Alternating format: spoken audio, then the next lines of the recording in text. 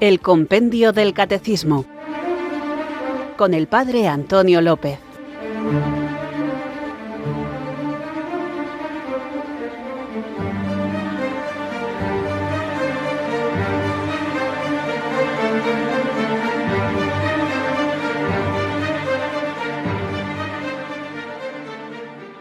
Muy buenas, amantes apasionados, buscadores de la verdad, recibid mi abrazo del Padre Antonio López desde Irurzun, en Navarra, los que aceptáis la invitación del Señor a profundizar en la fe, madurarla, enraizarla en la vida e irradiarla en el testimonio. Vamos con nuestro programa de hoy, en el que dejamos de lado momentáneamente las preguntas del compendio del catecismo para responder a las que vosotros, queridos amigos, queridos oyentes, generosamente habéis enviado a este programa, bien sea por correo electrónico en la dirección compendio@radiomaria.es o bien sea por WhatsApp en el número 668-594-383. Preguntas, como veréis, muy interesantes porque las he preleído y ciertamente lo son, dejando claro el motivo por el que estamos aquí, por el que hacemos lo que hacemos, por el que preguntáis y por el que yo trato de responder. Y es la caridad. Toda la finalidad de la doctrina y de la enseñanza debe ser puesta en el amor que no acaba, porque se puede muy bien exponer lo que es preciso creer, esperar o hacer. Pero sobre todo, debe resaltarse que el amor de nuestro Señor siempre prevalece, a fin de que cada uno comprenda que todo acto de virtud perfectamente cristiano no tiene otro origen que el amor, ni otro término que el amor. Guiados por el amor, movidos por el amor, tendiendo hacia el amor, invocamos juntos el don del Espíritu Santo.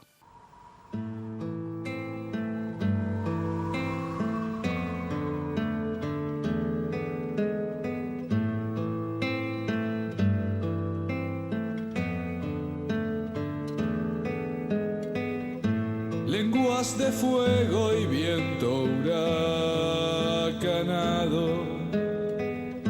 Dios soplando su aliento en nuestro barro, ya la vida volvió y el invierno pasó, y tú y yo hemos sido rescatados.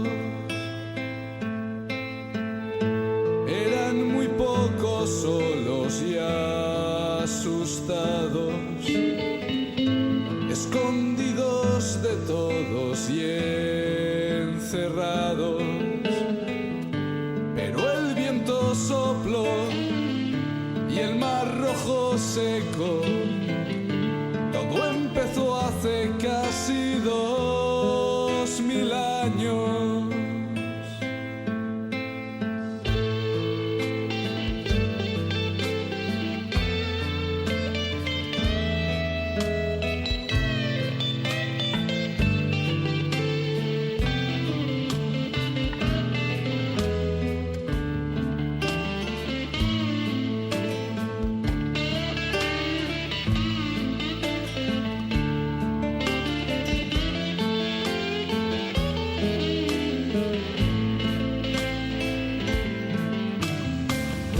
Salieron a la calle y predicaron, la gente los tomaba por borrachos, y aunque el vino abundó, era el vino mejor, la sangre del Señor resucitado.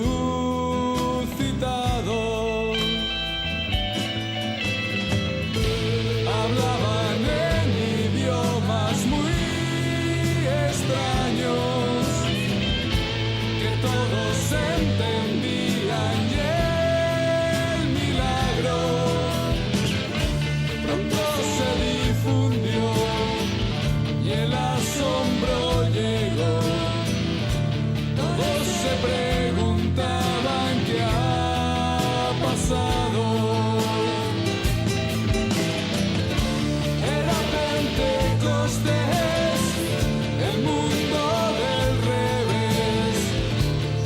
mudos hablan y andan los lisiados.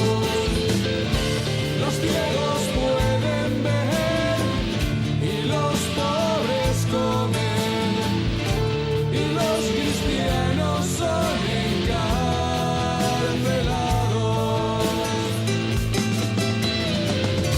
Hoy vuelve a ser también otro Pentecostés.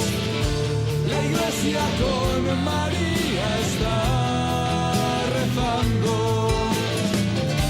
Donde haya dos o tres, allí es Pentecostés. Donde el Consolador está actuando.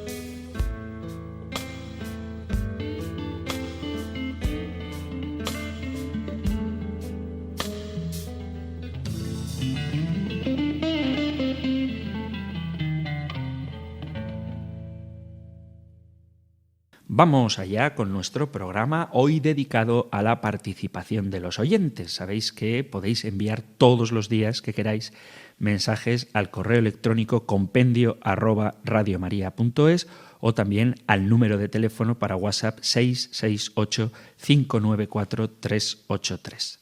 Es verdad, debo decirlo, que raras veces, pero ha ocurrido, que he recibido cartas en papel por correo postal, y hay otras personas que envían sus preguntas no al compendio del catecismo, sino directamente a Radio María, y desde ahí me las hacen llegar. Bueno, pues este es el caso de la cuestión que vamos a tratar ahora. Dice: ¿es posible una aclaración sobre el término Jehová mencionado por el padre Antonio López en la explicación de un pasaje del Antiguo Testamento? ¿Puede ser por la traducción de la Sagrada Biblia empleada? Agradecido de antemano.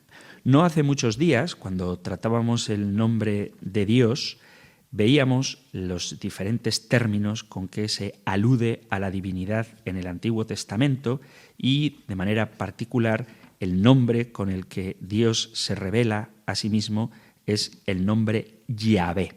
Expliqué, y lo hago ahora de manera rápida, que llamar al Dios del Antiguo Testamento Jehová es incorrecto, puesto que en el hebreo antiguo no existían las vocales y lo que se hizo fue añadir las vocales de Edonai, que es la palabra hebrea con la que sustituían el nombre santo de Dios para no pronunciarlo, Adonai o Edonai, que significa Señor, e intercalaron las vocales de Edonai a las consonantes de Yahvé, de tal forma que quedaría Jehová.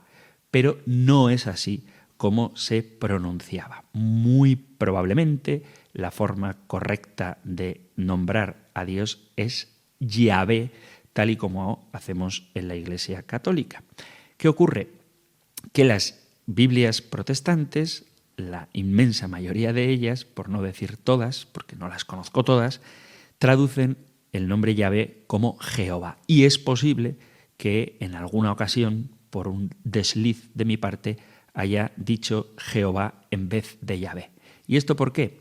Porque cuando quiero citar la Sagrada Escritura, muchas veces utilizo la Biblia física, la Biblia en papel, pero hay otras veces que sé la frase que quiero decir, pero no me sé la cita concreta. Entonces la pongo en el buscador de Google y, curiosamente, esto es algo que deberíamos reflexionar por qué ocurre, si tú pones una frase bíblica en el buscador para saber la cita, te va a remitir a una Biblia protestante, no a la Biblia de la Conferencia Episcopal o la Biblia de Jerusalén, sino casi siempre a la Reina Valera. Y es posible que citando algún pasaje de la Sagrada Escritura en la traducción de la Reina Valera, mi cerebro haya dicho Jehová sin filtrar ese errado nombre. Ojo, no es ningún pecado, ni ninguna herejía, ni ninguna blasfemia decir Jehová, pero es incorrecto. Pero digo, puede ser que me haya ocurrido que haya dicho Jehová precisamente por haber leído la cita del texto que me ha recomendado el buscador de Google, que casi siempre es de Reina Valera. Entonces, si alguna vez digo Jehová en vez de Yahvé, os pido disculpas porque no es correcto nombrar al Dios del Antiguo Testamento que revela su nombre a Moisés con la palabra Jehová, sino que la forma más correcta de decirlo es Yahvé. Gracias, no obstante, por haber pedido la aclaración y haberme dado la oportunidad de hacerla. Continuamos con un mensaje, esta vez enviado al WhatsApp 668-594-383. Dice: hola, estamos escuchando el programa del Compendio del Catecismo con Antonio López. Llevamos bastantes meses pensando, cuando lee la Sagrada Escritura, lo hace poniendo voz de cacofonía, con reverberaciones o eco, como se llame el efecto. El caso queda feísimo y hasta da un poco de miedo. No sé si seremos los únicos que lo apreciamos de esta manera, pero nuestra humilde sugerencia que elimine ese efecto. Por cierto, un programa muy bien hecho, muy bien por el padre Antonio López, aunque no nos gusten los efectos acústicos. Un saludo. Pues muchísimas gracias por vuestra opinión sobre el programa y gracias también por dar vuestra opinión sobre la reverberación o eco con el que hago efecto de sonido cada vez que cito la Sagrada Escritura. Hasta ahora, ya que lo decís, no he recibido quejas en este sentido.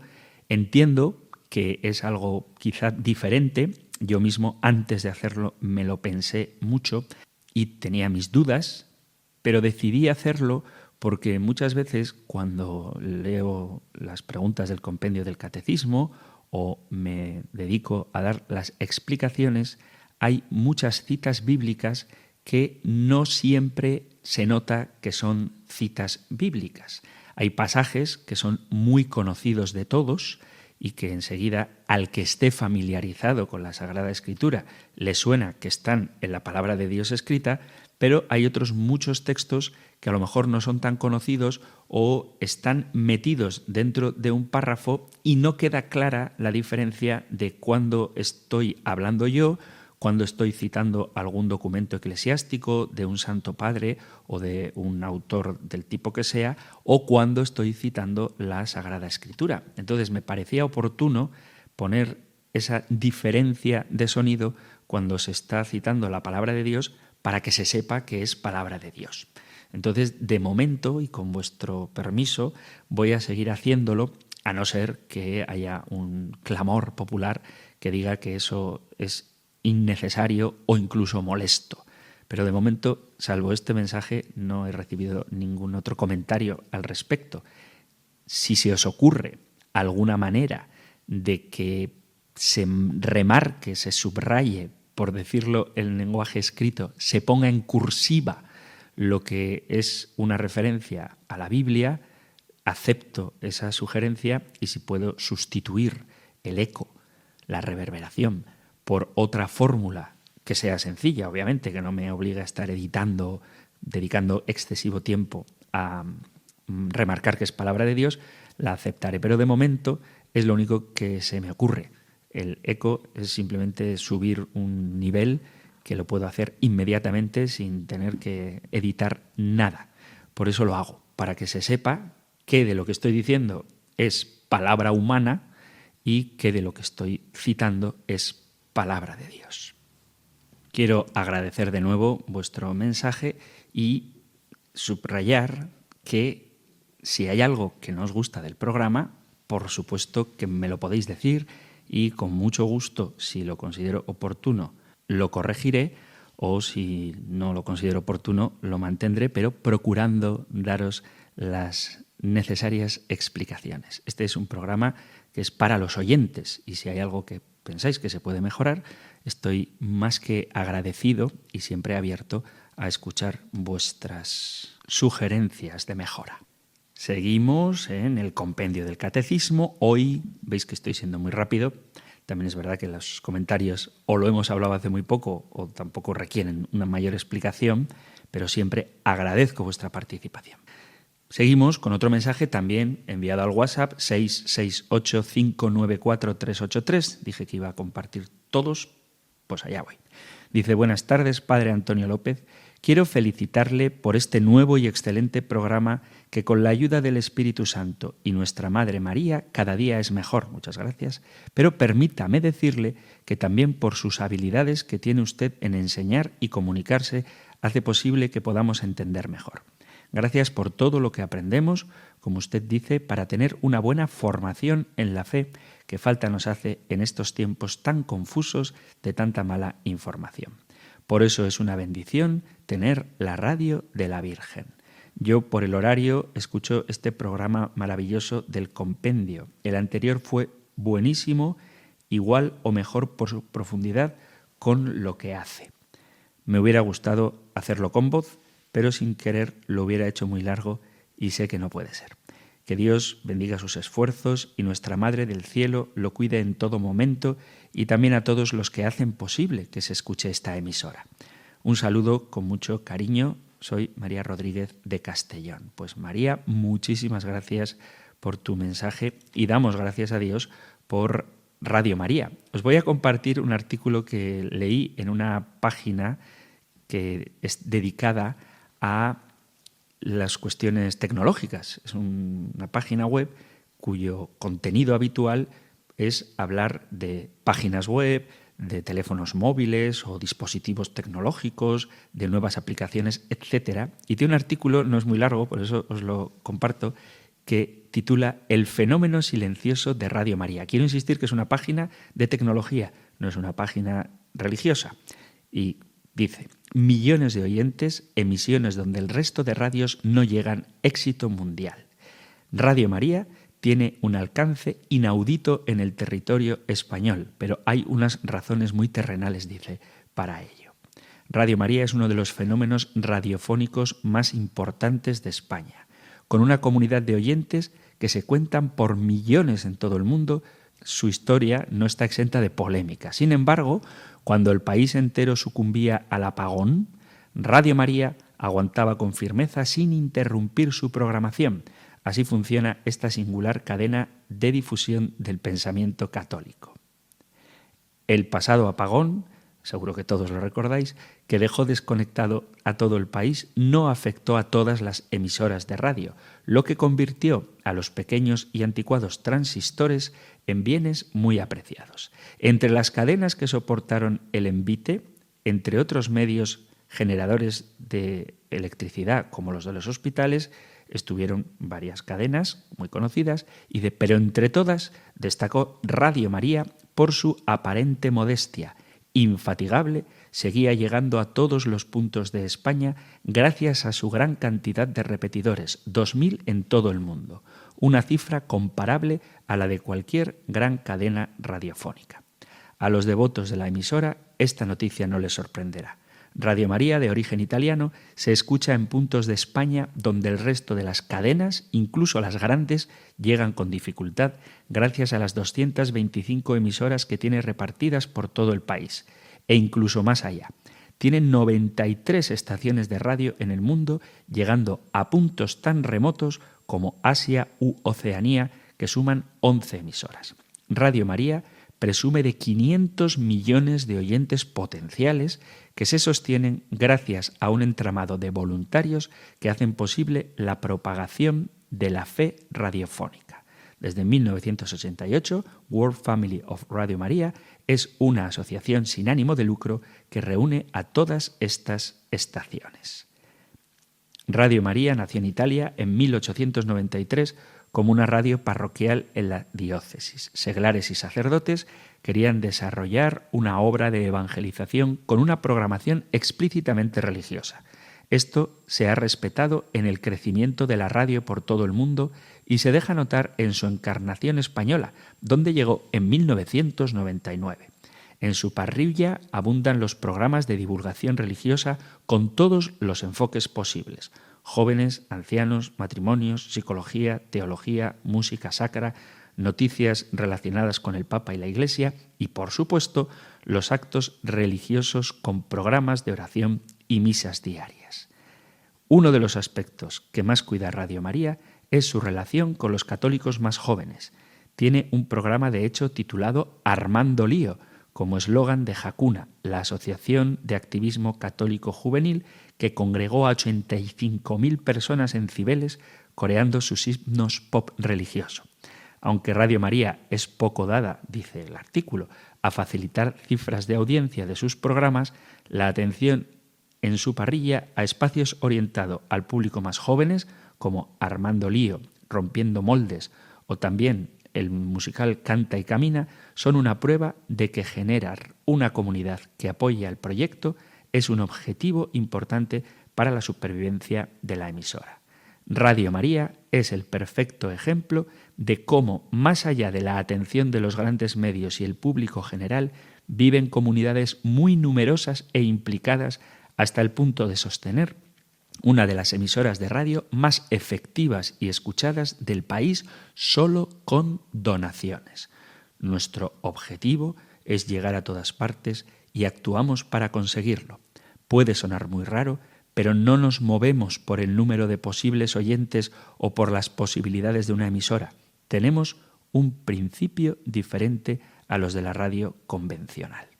Sin duda, un criterio que ha llevado a la emisora a destacar en una situación tan adversa como el apagón a nivel nacional. Y sigue el artículo: ¿cómo se financia? Es la gran pregunta, el gran enigma en torno a Radio María. Oficialmente, la emisora deja muy claro en su web: mantener la emisión cuesta 573 euros a la hora y las opciones para los fieles son múltiples: donaciones periódicas o puntuales, ingresos y transferencias, cheques, bizums.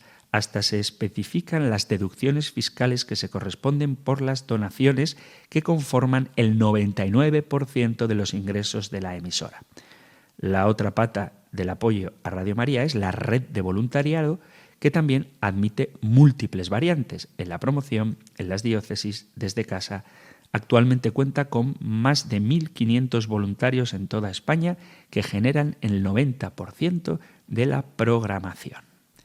Así que veis que Radio María es una gran familia que se sostiene gracias a vosotros, queridos amigos, queridos oyentes, con vuestra tarea como voluntarios, los que lo sois, con vuestros donativos, grandes o pequeños, que con tanto cariño hacéis, y sobre todo con vuestra oración. Así que demos juntos gracias al Señor por poder contar con un instrumento evangelizador tan eficaz y valioso como es esta emisora de la Virgen, y doy gracias a Dios de poder formar también yo parte de esta gran familia. Sigues en Radio María escuchando el Compendio del Catecismo, nuestro programa de formación que hoy estoy dedicando a las preguntas de los oyentes. Dice otra oyente, enviando un mensaje al correo electrónico compendio@radiomaria.es: buenas tardes, Padre Antonio.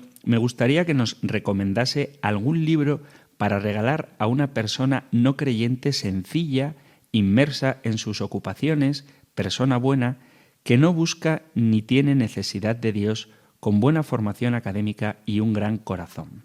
Para mí, una persona así, si además logra descubrir las verdades de la fe, la belleza de creer, es alguien que adquiere un importante valor añadido. Muy agradecida, Ada, sin H, desde Madrid. Pues muchas gracias, Ada, por escribir al programa.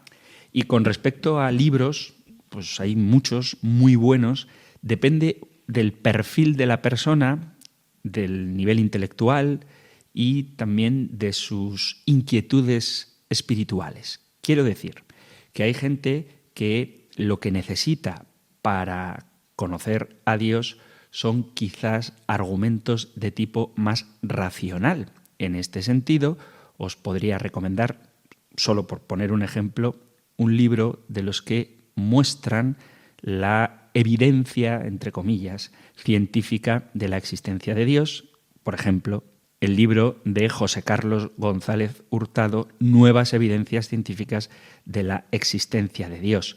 Otro libro, si es alguien que ya conoce la cultura cristiana y la Sagrada Escritura, sería la trilogía del Papa Benedicto XVI, Jesús de Nazaret. Tanto el primero como el segundo como el tercer libro son muy buenos para conocer la fe. En un sentido, si queréis, más espiritual, yo os recomendaría el libro El arte de aprovechar nuestras faltas, del sacerdote francés José Tissot, otro texto que nos puede ayudar mucho desde una perspectiva más personal, más testimonial y precioso desde el punto de vista literario, sería la autobiografía de Santa Teresa de Ávila, el libro de la vida. Y si lo que queréis es un libro que nos ayude a conocer el contenido de nuestra fe, si es alguien a quien le gusta leer y con muy buena formación, sin duda alguna, el Catecismo de la Iglesia Católica, o de forma más sencilla, pero muy completa, el Yucat, el libro que el Papa Benedicto XVI pidió que se escribiera para explicar el catecismo de manera particular a los más jóvenes, pero que es válido para cualquiera. Yo siempre propongo, como consejo práctico para acercarse a la fe, sobre todo en personas que están alejadas, pero no son contrarias a la religión, cualquier biografía de un santo. A mí me gustan mucho particularmente las biografías noveladas de la colección Arcaduz, que son muy fáciles de leer, nos ponen en el contexto histórico del personaje al que están biografiando y además, como es en un tono novelístico, se hace como muy cercano y es una manera práctica de conocer cómo los santos han vivido en su contexto social toda la fuerza del Evangelio. Cualquiera de estos libros y otros muchos que existen nos pueden ayudar a profundizar en la fe, incluso a acercarnos a ella. Yo os confieso que a mí me gusta leer y a pesar de que llevo años siendo sacerdote, todavía hay libros que me asombran por su profundidad y porque me descubren cosas de nuestra fe católica que o no conocía o al menos no conocía en toda su profundidad. Y regalar un libro creo que es siempre un acierto. O sea que no me atrevo a recomendar un libro porque podría recomendar cientos.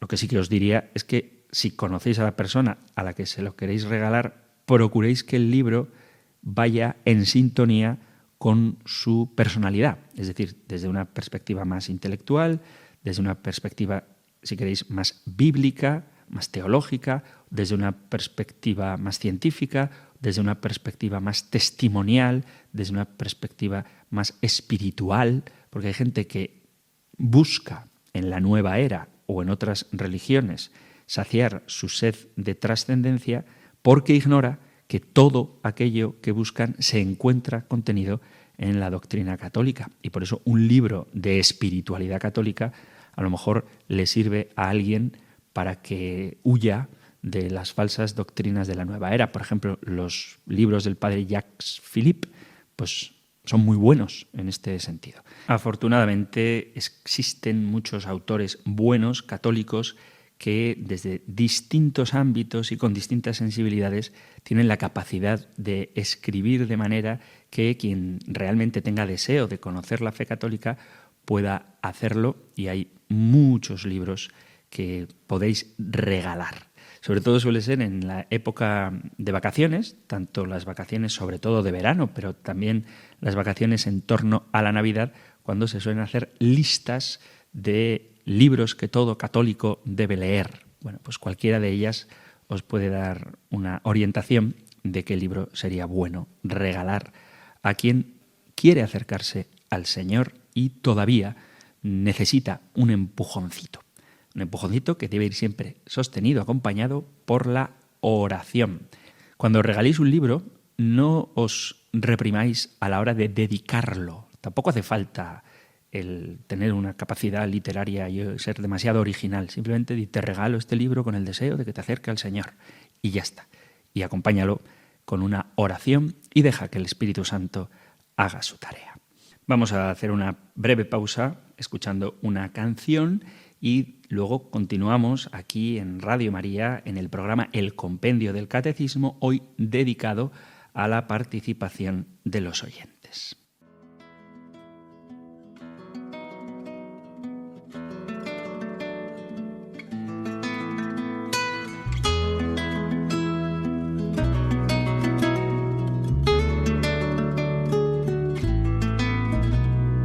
Quiero hablar de un amor infinito que se vuelve niño frágil, amor de hombre humillado. Quiero hablar de un amor apasionado. Con dolor carga nuestros pecados. Siendo rey se vuelve esclavo, fuego de amor poderoso. Salvador, humilde, fiel, silencioso. Amor que abre sus brazos de acogida. Quiero hablar del camino hacia la vida. Corazón paciente, amor ardiente. Quiero hablar de aquel que vence a la muerte. Quiero hablar de un amor generoso que hace y calla amor a todos, buscándonos todo el tiempo, esperando la respuesta, el encuentro. Amor que abre sus brazos de acogida. Quiero hablar del camino hacia la vida. Corazón paciente, amor ardiente.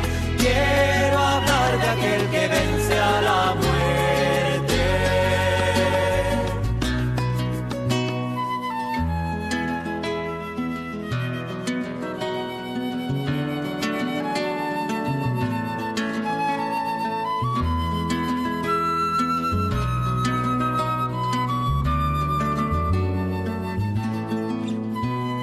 Quiero hablar de un amor diferente, misterioso, inclaudicable, amor que vence en la cruz.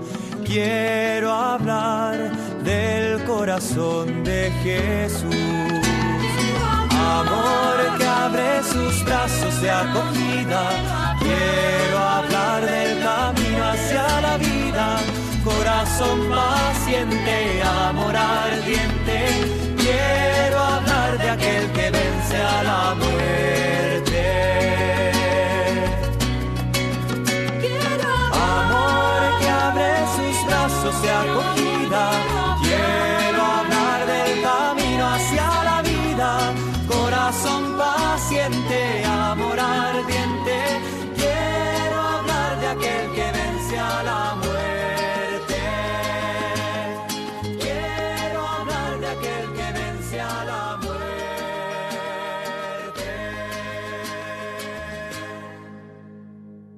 Estás en Radio María escuchando el programa para apasionados buscadores de la verdad, el Compendio del Catecismo, y la verdad nos ha sido revelada y tratamos de conocerla a través del libro que da título al programa y hace de guión del mismo, el Compendio del Catecismo, pero también, al menos una vez por semana, procuramos que seáis vosotros, queridos amigos, queridos oyentes, los que orientéis por dónde vamos a ir, es decir, de qué vamos a hablar. Y esto lo hacéis a través del correo electrónico en la dirección compendio@radiomaria.es o del número de teléfono para WhatsApp 668-594-383.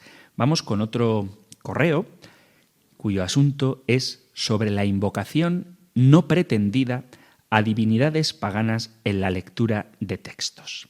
Y dice: estimado padre Antonio López, Con frecuencia en Radio María preguntan sobre la posibilidad de practicar yoga y otras prácticas orientales como ejercicio y no como religión, y siempre han indicado la inconveniencia de estas prácticas porque conlleva una dimensión espiritual, aun cuando no se quiera tener en cuenta. Estoy totalmente de acuerdo y no me interesa el yoga para nada, pero al oír los argumentos he reflexionado y me plantea el siguiente problema. Yo soy filólogo y me gusta leer en voz alta y recitar, aun estando solo, y también en clase mando leer esos textos a mis alumnos, los textos latinos y griegos.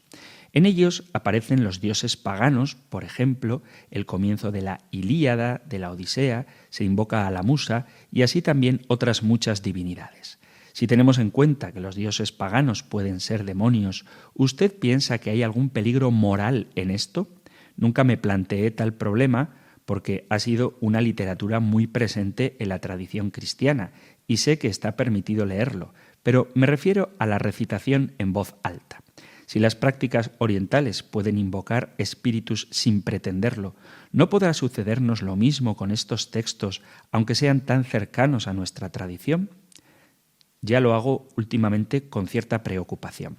Más aún, también me gusta el sánscrito, aunque todavía conozco poco y tampoco me dedico mucho a ello, pero algún día querría profundizar en esa literatura. Culturalmente no me interesa mucho la India, pero esa lengua es muy interesante desde el punto de vista de la filología clásica.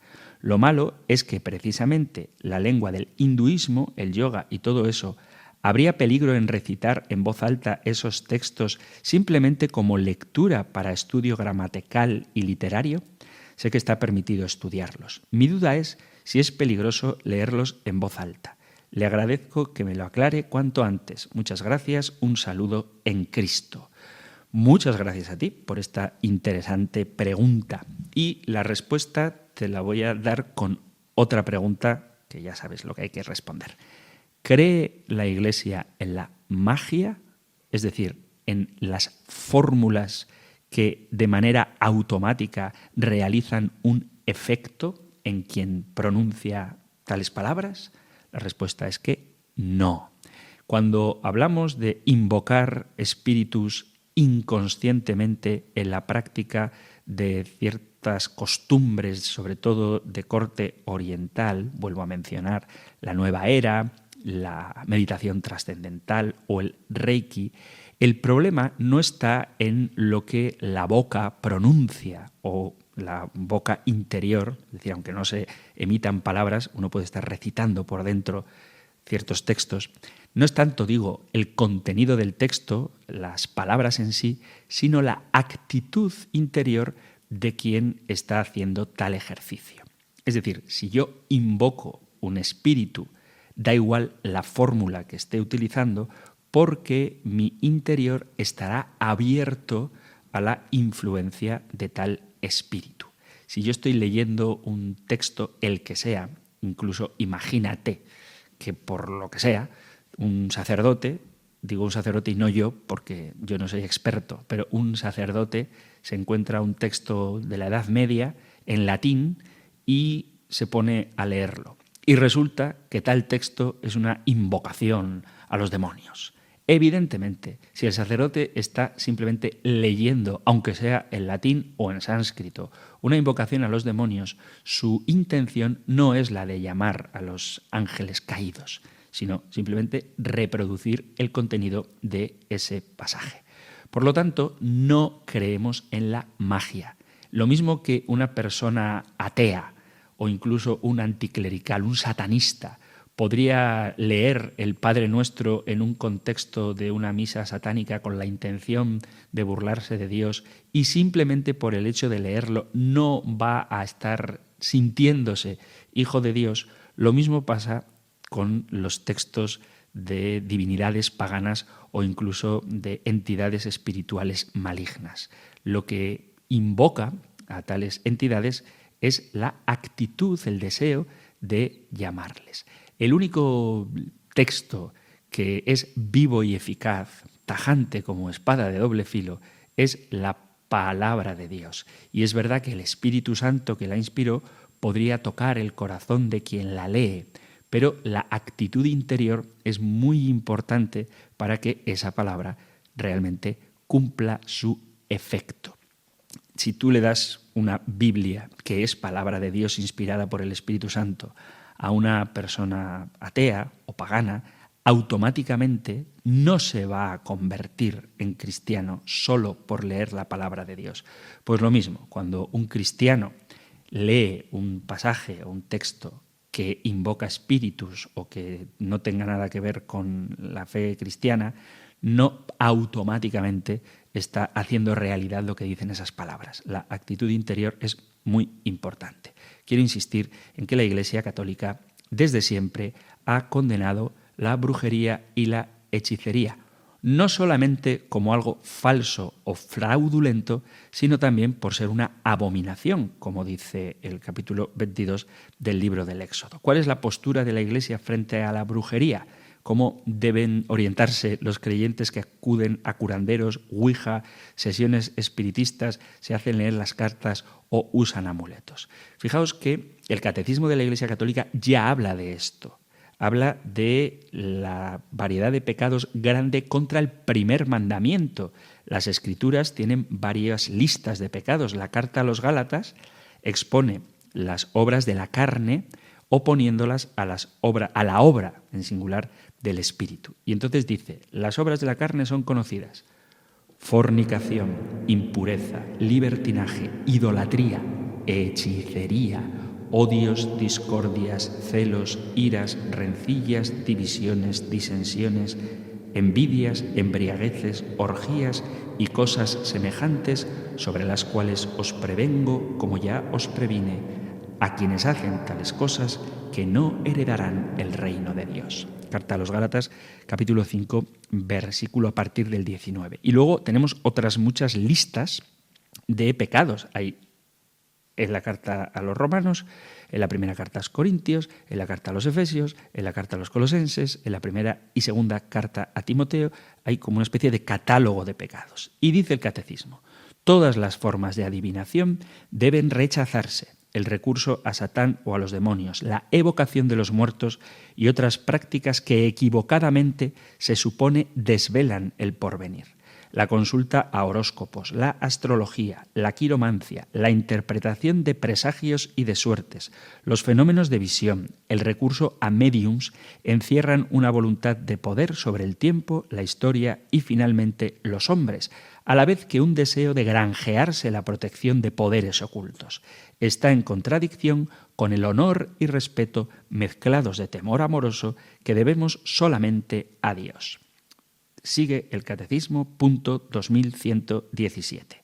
Todas las prácticas de magia o hechicería, mediante las que se pretende domesticar las potencias ocultas para ponerlas a su servicio y obtener un poder sobrenatural sobre el prójimo, aunque sea para procurar salud, son gravemente contrarias a la virtud de la religión.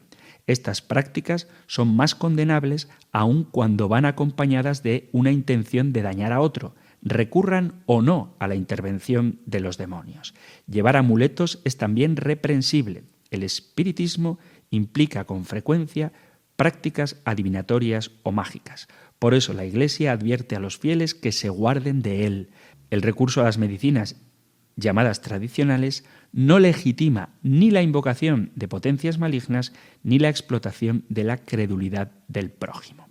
Daos cuenta, en primer lugar, por si entran dudas, de que las medicinas tradicionales sí están permitidas, pero no legitima la invocación de potencias malignas ni explotar la credulidad del prójimo. Y también habla el Catecismo de los amuletos. Entonces, llevar un amuleto no te garantiza protección, no sirve de nada. Y cuidado con lo que voy a decir, que nadie se asuste, pero es verdad, uno puede llevar un símbolo cristiano como amuleto. A mí me han pedido alguna vez que les regale un rosario para que le traiga suerte.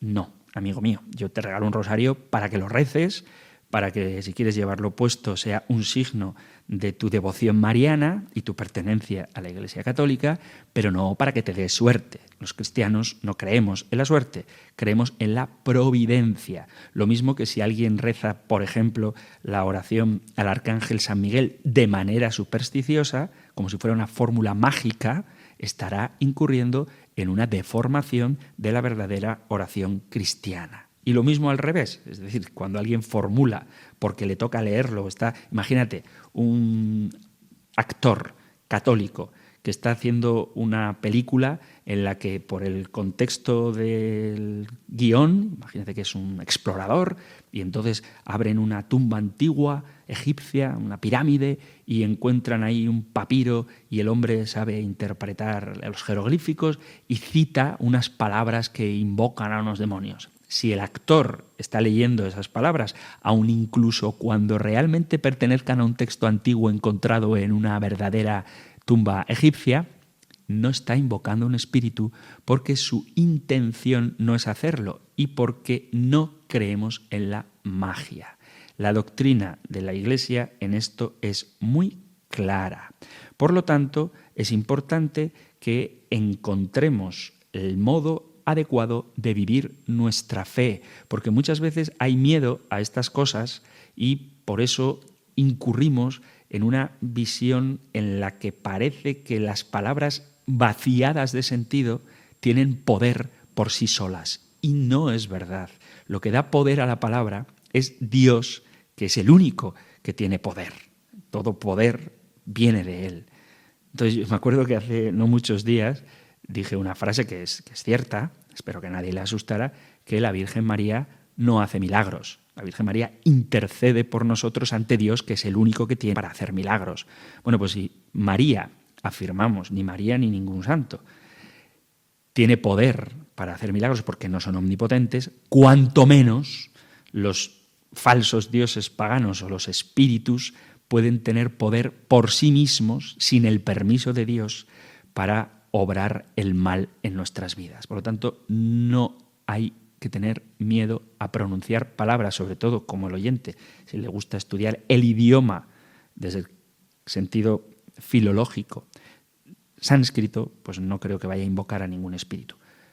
Pero cuidado, si lo haces con esa intención, ahí sí, incluso aunque no utilices palabras misteriosas, aunque utilices un lenguaje llano, si estás invocando a un espíritu, tu actitud interior es la de apertura a él. Y como forma parte de una realidad que desconocemos, probablemente el que acuda a ti no sea el espíritu de tu bisabuelo para decirte dónde guardó la herencia, sino el espíritu malo para arrebatarte la herencia que Jesucristo ha ganado para ti.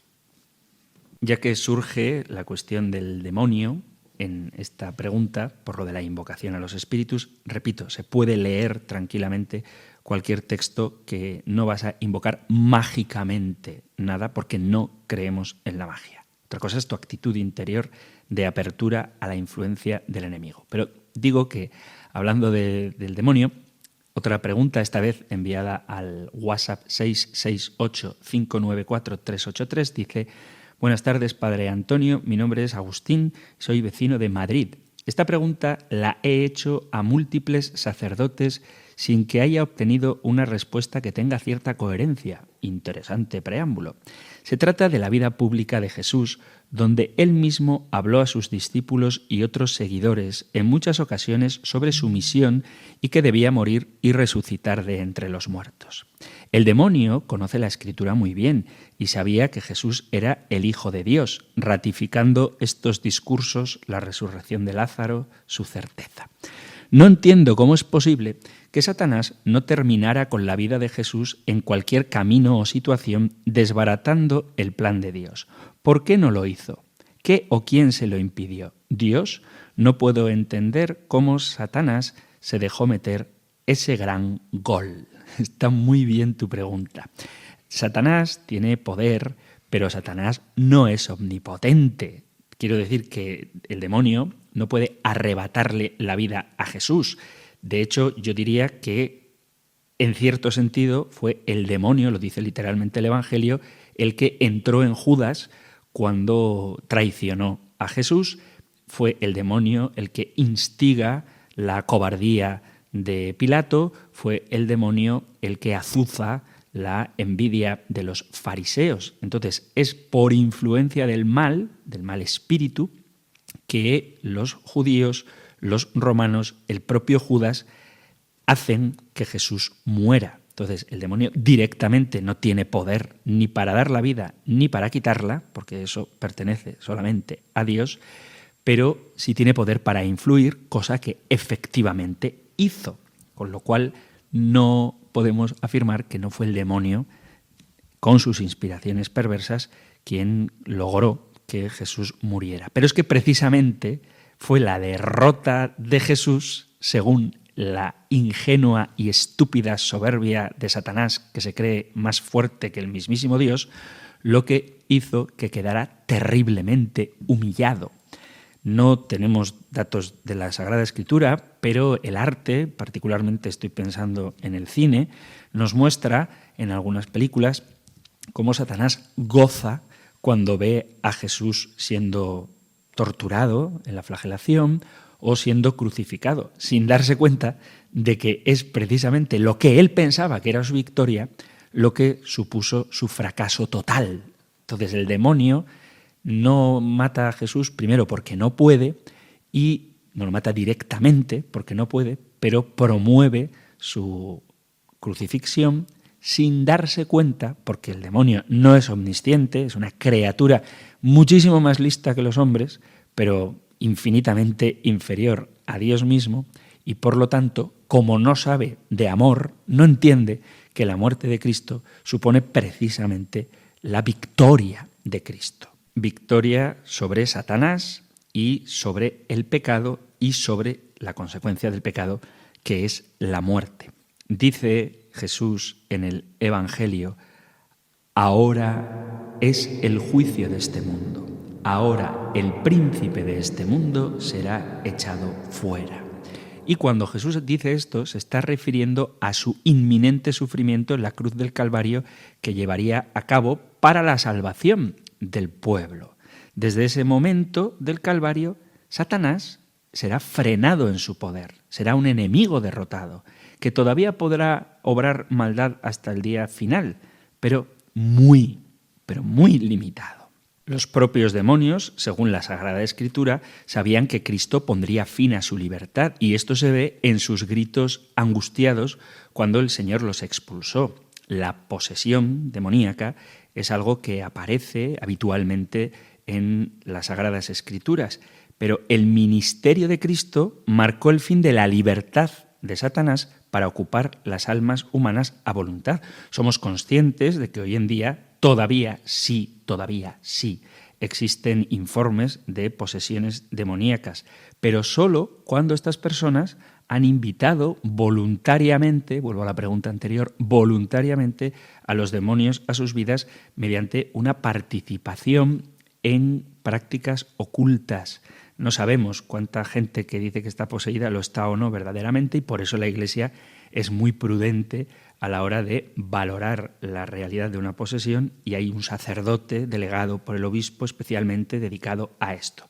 Pero Satanás, a través de sus demonios, ya no puede entrar sin invitación en las almas humanas para poseerlas.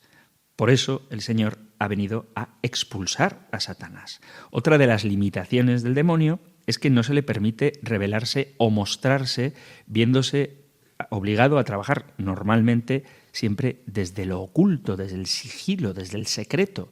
Es un enemigo despiadado de todas las almas, pero su no aparición es una contención significativa de su poder. Habla la carta segunda a los tesalonicenses de que Satanás será un hombre de pecado que aparecerá al final de los tiempos, pero únicamente para ser destruido por el resplandor de la venida de Cristo.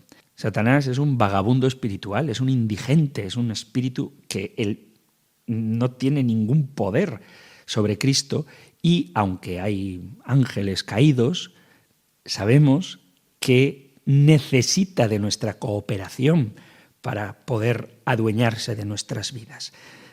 el Evangelio lo llama el príncipe de este mundo, pero es un príncipe que no tiene ni palacios ni derechos. Es un príncipe desposeído y es un príncipe condenado.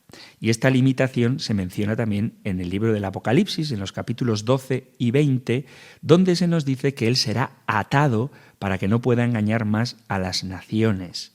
Todas las naciones serán penetradas por la fuerza del Evangelio. La carta a los Efesios en el capítulo 4 dice que en el Calvario Cristo llevó cautiva la cautividad, es decir, hizo cautivo a quien nos cautiva. Y en los Colosenses nos dice que Cristo despojó a los principados y a las potestades, exponiéndolos públicamente y triunfando sobre ellos. Es decir, les quitó poderes y los contuvo, que son los términos para describir el freno y la limitación del diablo y sus ángeles. Sin embargo, es verdad que sigue siendo y seguirá siendo hasta el último día un enemigo peligroso y perverso de las almas, y por eso necesitamos conocer sus limitaciones y sus poderes. Limitaciones para que no le atribuyamos más fuerza de la que tiene, y sus poderes para que no vivamos ingenuos frente a su acción. Pero no le otorguemos a un ángel creado, encima caído y alejado de Dios por pura soberbia y por su mal uso de la voluntad angelical que posee, con el omnipotente, omnisciente, omnipresente, amoroso y compasivo Dios. Y vamos a terminar, primero que nada, dándoos gracias por vuestras interesantes preguntas y animándoos a que sigáis participando de este programa enviando vuestros mensajes al correo electrónico compendio@radiomaria.es, compendio@radiomaria.es, o al número de teléfono para WhatsApp 668-594-383, 668-594-383, y dándoos la bendición del Señor. El Señor te bendiga y te guarde, el Señor ilumine su rostro sobre ti y te conceda su favor, el Señor te muestre su rostro y te conceda la paz. Pidiendo a Dios Padre la plenitud del Espíritu Santo y de la mano de María, Madre del Hijo, os emplazo hasta un nuevo programa del Compendio del Catecismo. Muchísimas gracias y que Dios os bendiga.